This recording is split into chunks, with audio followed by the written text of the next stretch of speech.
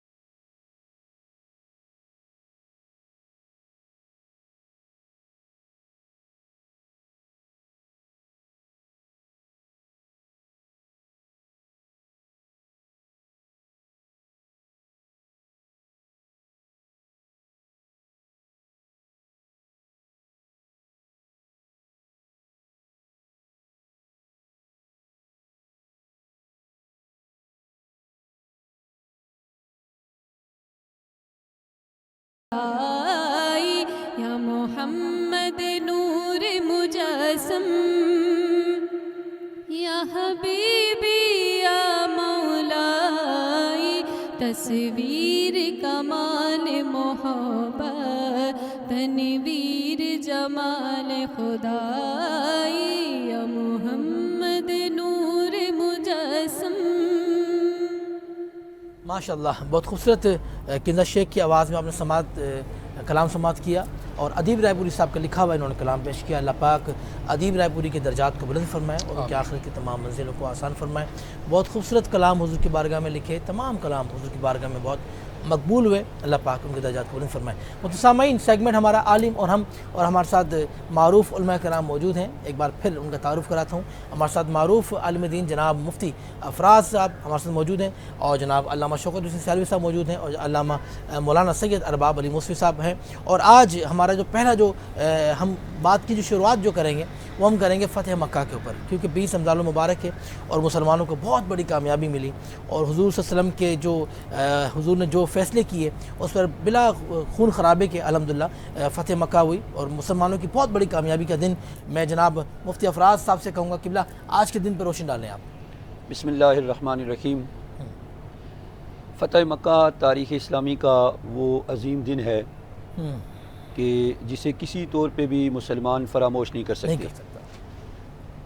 وہ مکہ جس سے 8 سال پہلے نبی اکرم صلی اللہ علیہ وسلم نے ہجرت کی، اور مکے کو چھوڑ کر لوگوں کی مخالفت کی وجہ سے آپ مدینہ منورہ تشریف لے گئے، اور مدینہ منورہ کے اندر جو 8 سال کا عرصہ گزرا، اس میں بہت ساری جنگیں ہوئیں، جس طرح جنگ بدر ہوئی، احد ہوئی، اور بہت سارے حالات ایسے چلتے رہے۔ بالآخر یہ سلسلہ چلتا رہا۔ آپ علیہ الصلوۃ والسلام دعوت و تبلیغ کے میدان میں کام کرتے رہے، لوگوں کو دین کی طرف دعوت دیتے رہے، اور ایک حلقہ احباب آپ کا بن گیا۔ تو فتح مکہ سے پہلے صلح حدیبیہ کا جو واقعہ تھا، جس کی تفصیلات شاید میں اتنا وقت نہیں ہے میں بیان کر سکوں، کہ آپ علیہ الصلوۃ والسلام کے ساتھ ایک معاہدہ ہوا۔ اس معاہدے کے تحت نبی اکرم صلی اللہ علیہ وسلم حدیبیہ کے مقام سے واپس گئے، اور اس حدیبیہ کے معاہدے میں بہت سارے واقعات پیش آئے۔ وہ واقعات بھی بڑے قابل اصلاح ہیں، اور انسانوں کے لیے رہنمائی کا اس کے اندر ایک ذریعہ موجود ہے۔ تو صلح حدیبیہ کا جو واقعہ تھا اور صلح حدیبیہ کا جو معاہدہ تھا، وہ بظاہر مسلمانوں کے خلاف تھا۔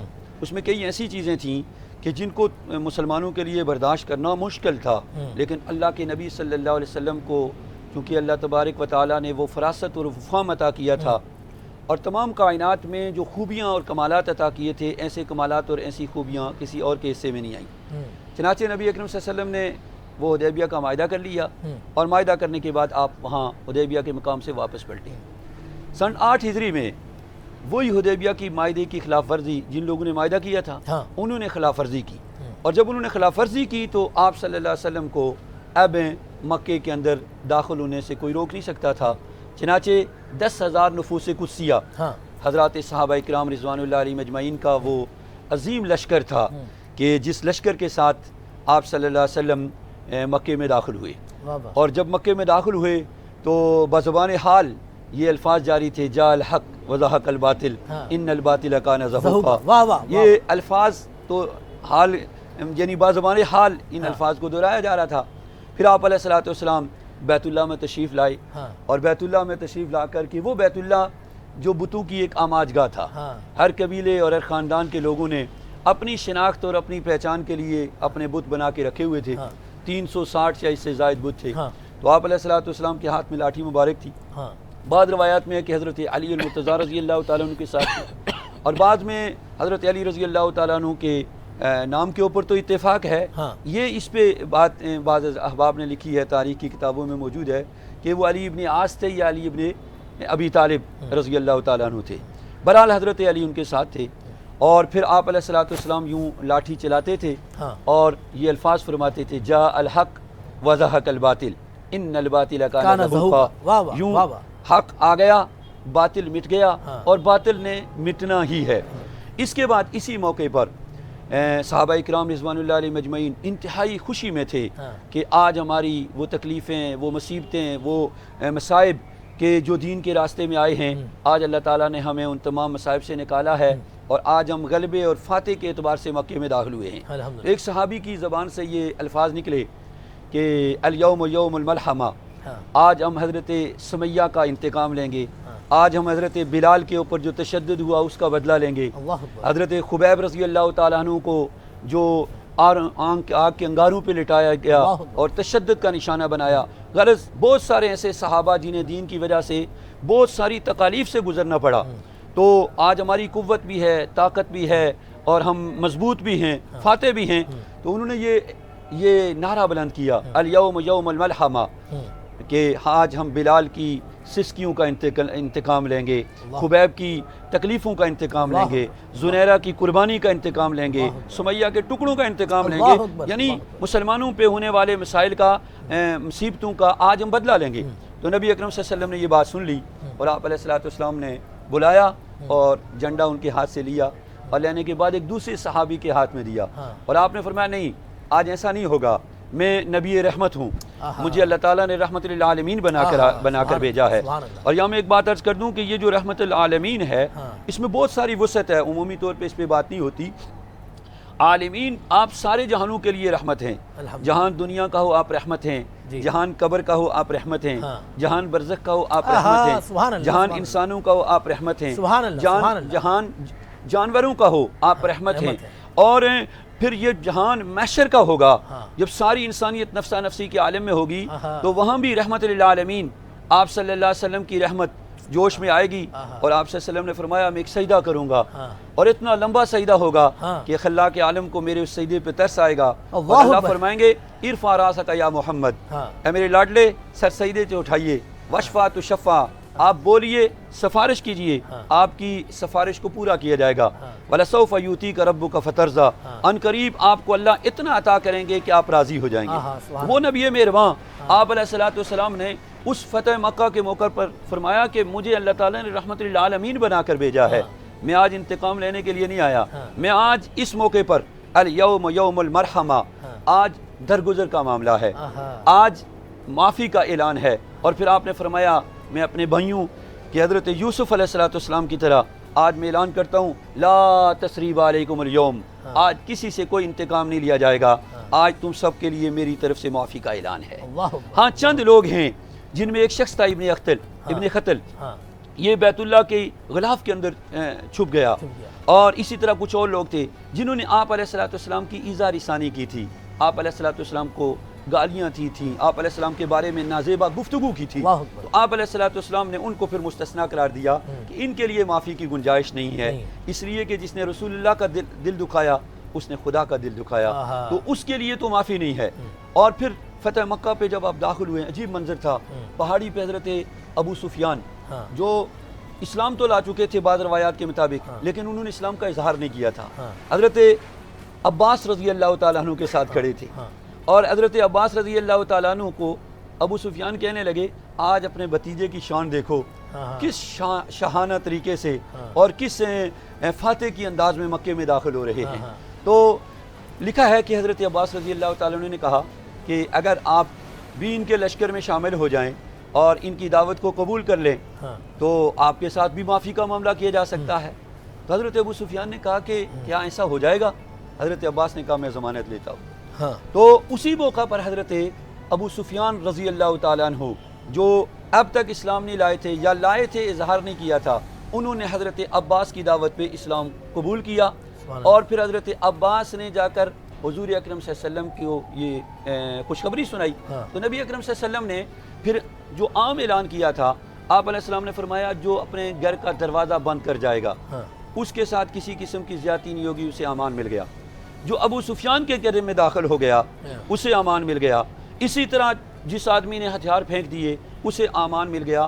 تو تاریخ انسانی کے اندر سن 8 ہجری 20 رمضان المبارک فتح مکہ کی وہ فتح ہے کہ دنیا کا کوئی نظام اور دنیا کی کوئی تہذیب اس کی مثال پیش نہیں کر سکتی کہ فاتح کی حیثیت آپ اس مکے میں داخل ہوئے جہاں سے آپ کو بے گھر کیا گیا تھا، جہاں سے آپ کو نکالا گیا تھا، اور بہت بڑی قربانیاں آپ کو یہاں سے نکلتے وقت دینی پڑی تھیں، اس میں آپ فاتح اعظم کی حیثیت سے داخل ہوئے، لیکن آپ نے اپنے اوپر ہونے والے کسی ظلم کا بدلہ نہیں لیا۔ واہ واہ واہ واہ۔ دنیا کی کوئی تہذیب، کوئی ایسا نظام نہیں ہے جو امام الانبیاء صلی اللہ علیہ وسلم کے فاتح حیثیت سے مکے میں داخل ہونے کے مقابلے میں کوئی فتح کی مثال پیش کر سکے۔ ماشاءاللہ۔ آج میں بات کو سمیٹوں گا، یہود و نصارہ اور دنیا کے مختلف نظام ہیں، کیونکہ نظاموں پہ بات آتی ہے، کمیونزم ہے، سیکولرزم ہے، سوشلزم ہے، نیشنلزم ہے، بہت سارے ازموں پہ بات کی جاتی ہے۔ تو ہم کہتے ہیں کہ ہم اس ازم کو ماننے والے ہیں کہ جس ازم کے اندر آپ علیہ السلام کی تکالیف کا ایک بڑا لمبا باب ہے، لیکن جب آپ فاتح بن کے آتے ہیں تو آپ ان تکالیف کا بدلہ نہیں لیتے بلکہ آپ معاف کرتے ہیں، اور معافی کی وہ مثال آپ کے پاس قوت بھی ہے، 10,000 کا لشکر ہے، اور یہ وہ صحابہ کا لشکر ہے۔ ایک بات میں عرض کروں، یہ جو صحابہ کرام کا لشکر ہے، ایسا لشکر بھی کائنات میں کسی اور کو نہیں ملا جو اللہ نے حضور اکرم صلی اللہ علیہ وسلم کو جانثار اور صحابہ عطا کیے۔ آپ کے وضو کا پانی آپ کے چہرے سے نیچے وہ صحابہ گرنے نہیں دیا کرتے، اور اس حد تک ہے کہ اللہ کے رسول جہاں آپ کا پسینہ گرے گا وہاں ہمارا خون گرے گا، اور ان کی تربیت حضور نے کی، کیونکہ مولانا موجود ہیں کہ تربیت کرنے والے لوگ بڑی تربیت کرتے ہیں۔ بعض اوقات لوگ ہیں گفتگو کرتے ہوئے ان لوگوں کو عام لوگوں کے ساتھ جو ہے وہ نسبت کے ساتھ پیش کرتے ہیں۔ تو ہمارا یہ موقف اور نظریہ ہے کہ اصحاب رسول صلی اللہ علیہ وسلم وہ ہیں جن کی تربیت حضور نے کی ہے، اور یہ وہ ہیں جنہوں نے پیغمبر کو دیکھا ہے، پیغمبر نے ان کو دیکھا ہے، اور یہ وہ خوش نصیب ہیں جن کی مجلس میں جبریل انسانی شکل میں تشریف لائے ہیں، جن کی موجودگی میں فرشتے وحی کا پیغام لے کر آتے ہیں۔ تو ایسی نفوس قدسیہ اور ایسی پاکیزہ شخصیات وہ لشکر آپ کے ساتھ ہے جو جان لینے اور دینے میں نبی کے اشارہ آبرو کا منتظر ہے، کہ اللہ کے رسول اشارہ فرمائیں ہم جان لیں گے بھی دیں گے بھی، اور اس پہ بھی بڑے واقعات ہیں، لیکن ان تمام چیزوں کے باوجود، پوری طاقت کے باوجود، ظلم و ستم کے وہ پچھلے تمام ادوار کو دیکھنے کے باوجود نبی علیہ السلام فاتح مکہ بن کے داخل ہوئے، اور آپ نے کسی کو ظلم کا اور کسی کو پچھلے والی تکالیف کا بدلہ لینے کے لیے منتخب نہیں فرمایا، بلکہ آپ نے فرمایا لا تثریب علیکم اليوم، جاؤ آج میں تمہیں ایسے معاف کرتا ہوں جیسے یوسف علیہ السلام نے ظلم و ستم سہنے کے باوجود اپنے بھائیوں کو معاف کر دیا۔ ماشاءاللہ ماشاءاللہ، بہت خوبصورت مفتی محمد افراز صاحب، آپ پہلی بار ہماری نشریات میں آئے، لیکن آپ کی گفتگو سن کے ماشاءاللہ بہت مزہ آیا۔ اللہ پاک آپ کے ذوق میں اور برکتیں عطا فرمائے۔ مزید آپ سے گفتگو کریں گے۔ علامہ مولانا شوکت حسین سیالوی صاحب، قبلہ آج کا عظیم دن فتح مکہ کا دن، ٹھیک ہے نا، اور آقا دو جہاں محمد مصطفیٰ صلی اللہ علیہ وسلم کی جو حکمت عملی تھی، ٹھیک ہے نا، جس میں اللہ پاک نے انہیں کامیابی عطا فرمائی، قبلہ اس سے روشنی ڈالیں آپ۔ بسم اللہ الرحمن الرحیم، इन्ना फ़तहना लक फ़तहम मुबीना सदक़ल्लाहुल अज़ीम। क़िबला मुफ्ती साहब ने काफ़ी गोशों माशाअल्लाह पर बहुत नज़र ज़बरदस्त, डाली हाँ। माशाअल्लाह। देखें, ये जो 20 रमज़ानुल मुबारक का दिन है, यकीनी तौर पर ये फ़तह मुबीन का दिन है फतह हो। और हम मुसलमानों के लिए ये बहुत ही अजीम शान दिन है। और ये जो फ़तह मक्का का पस मंज़र हाँ जी। है तो अगर हम इस पस मंज़र पर नज़र डालते हैं तो बड़ा एक लंबा और तवील है और इसके मुख्तलिफ़ पहलू हैं। तो उन पहलुओं में से क़िबला मुफ्ती साहब ने काफ़ी पहलुओं पर नज़र डाली, रोशनी डाली। और यहाँ मैं एक पहलू यहाँ ये अर्ज़ करना चाहता हूँ कि जब नबी करीम अलैहिस्सलातु वस्सलाम 1400 सहाबाए किराम के साथ जी। एहराम की हालत में मकाम हुदैबिया पर पहुँचे और हज़रत उस्मान बिन अफ़्फ़ान को अपना कासिद बना करके ये पैगाम दिया कि जाएं आप जा कर के मुशरिकीन व कुफ़ार से मुज़ाकरात करें और उन्हें बताएं कि हम जंग नहीं चाहते, हम सिर्फ़ और सिर्फ अल्लाह के घर बैतुल्लाह शरीफ का तवाफ़ करने के लिए आए हैं। तो यहाँ कुछ पहलू बड़े पुरनूर हैं, उनमें से एक दो मैं यहाँ अर्ज़ करता हूँ। तो हज़रत उस्मान बिन अफ़्फ़ान जब तशरीफ़ ले गए, अब मुशरिकीन व कुफ़ार ने क्या कहा कि नहीं नहीं, आपके नबी और आपके नबी के असहाब को हरगिज़ इजाज़त नहीं है। हाँ, आपने इहराम पहन रखा है, आप चाहें तो बैतुल्लाह का तवाफ़ कर लें, आप चाहें तो हजर अस्वद के बोसे ले लें, आब ज़मज़म पी लें। लेकिन हज़रत उस्मान रज़ी अल्लाह तआला अन्हु ने जवाब दिया कि नहीं, मैं अपने नबी के बग़ैर न बैतुल्लाह का तवाफ़ करूँगा, न हजर अस्वद को बोसा दूंगा और न ही मैं आब ज़मज़म पीऊँगा। अब यहाँ सहाबा का अपने प्यारे नबी से मोहब्बत का अंदाज़ देखें वाह आप। वाह। अब हुजूर ने हालांकि मना नहीं किया था, कुरान में भी कहीं ऐसा कोई हुक्म नहीं है, ना हदीस में है कि हुजूर के बगैर आप बैतुल्लाह का तवाफ़ नहीं कर सकते, ऐसा कुछ भी नहीं है। वहाँ जब आप कुफ़ार ने ये मना किया और हज़रत उस्मान बिन अफ़्फ़ान के वापस आने में कुछ ताख़ीर हुई और यहाँ ये बात मशहूर हो गई कि मुशरिकीन व कुफ़ार ने हज़रत उस्मान को शहीद कर दिया। अब यहाँ देखें, नबी करीम सल्लल्लाहु अलैहि वसल्लम ने फिर सहाबाए किराम को एक दरख्त के नीचे जमा फरमाया और फरमाया कि इस तरह की ख़बरें आ रही हैं, मुशरिकीन व कुफ़ार ने तुम्हारे भाई हज़रत उस्मान को शहीद कर दिया, हम उनके कत्ल का बदला लिए बग़ैर यहाँ से वापस लौट कर के नहीं जाएंगे। अब सहाबाए किराम का यहाँ जज्बा देखें। वाह वाह। अब सहाबाए किराम ने इस बात पर हुजूर की बैत की, जिसको बैत रिज़वान कहते हैं, और उस पर जो है नबी करीम अलैहिस्सलातु वस्सलाम ने जब सहाबाए किराम ने बैत की, अल्लाह उनसे फिर राज़ी हुआ। लक़द रदियल्लाहु अनिल मुमिनीन, कि अल्लाह उन मुसलमानों से राज़ी हुआ। इद युबायिऊनका तहत शजरा, वो दरख्त के नीचे बैठकर आपके हाथ पर बैत कर रहे थे। जब सहाबा बैत कर चुके और उसके बाद नबी करीम अलैहिस्सलातु वस्सलाम, यहाँ बुखारी शरीफ सियासिता की सही हदीस पाक है।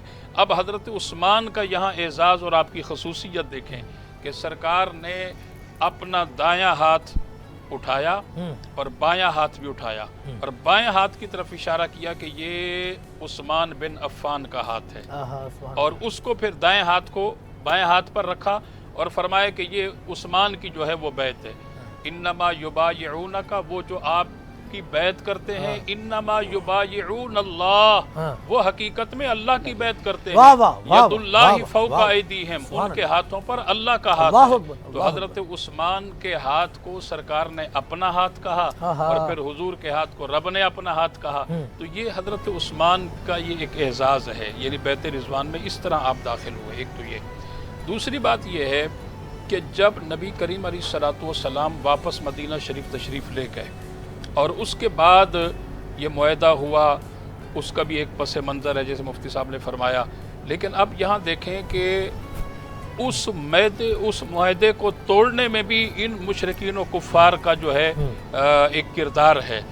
उसके बावजूद जब उन्होंने इससे तोड़ा, क्योंकि कबीला खुज़ा ने जब जो है वो क्या नाम है, दूसरे कबीले के लोगों पर जो है वो हमला किया और उन्हें तकरीबन 18 से 20 के करीब जो है उस कबीले के लोगों को मार दिया। और जब नबी करीम अलैहिस्सलाम तक ये ख़बर पहुंची तो फिर सरकार ने लश्कर लेकर इन पर चढ़ाई नहीं की। सरकार का अखलाक देखें, अंदाज़ मोहब्बत देखें। सरकार ने फिर कासिद भेजा और 3 शराइत दे करके भेजा, जाओ उनसे कहो جن لوگوں کو شہید کیا، قتل کیا، ان کی دیت دے دو، ہاں یا پھر جنہوں نے قتل کیا ان سے اپنا معاہدہ ختم کر دو۔ اور دیکھیں کتنی بڑی بات ہے کہ سرکار پھر بھی جو ہے ان پر چڑھائی نہیں کر رہے، اتنی نرمی کا مظاہرہ فرما رہے ہیں۔ اور جب یہ ساری باتیں ہوئی اور وہ قاصد وہاں پہنچے، جا کر کے ان کو بتایا، تو کہنے لگے کہ نہیں، ہم ان سے معاہدہ تو ختم نہیں کر سکتے اور ہم دیت بھی نہیں دے سکتے۔ پھر تیسری جو بات تھی وہ یہ تھی کہ پھر تم اپنے منہ سے ہی کہہ دو کہ ہم اس معاہدے کو ختم کرتے ہیں۔ کہنے لگے ہاں معاہدہ ہم ختم کرتے ہیں۔ تو اس معاہدے کے ختم کرنے کی وجہ سے نبی کریم علیہ الصلوۃ والسلام نے پھر اپنا لشکر تیار کیا اور پھر اس لشکر کو لے کر کے آئے۔